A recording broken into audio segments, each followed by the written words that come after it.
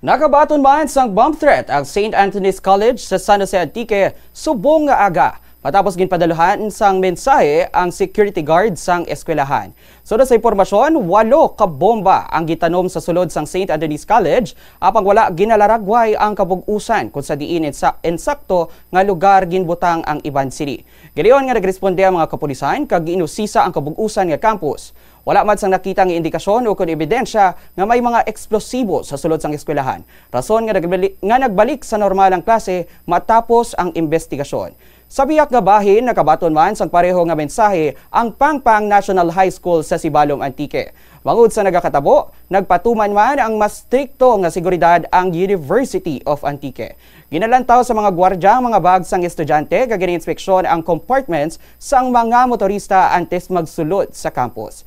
Padayon subong nga investigasyon sang mga otoridad agud matukiban ang sa likod sang sini nga mga pamaho.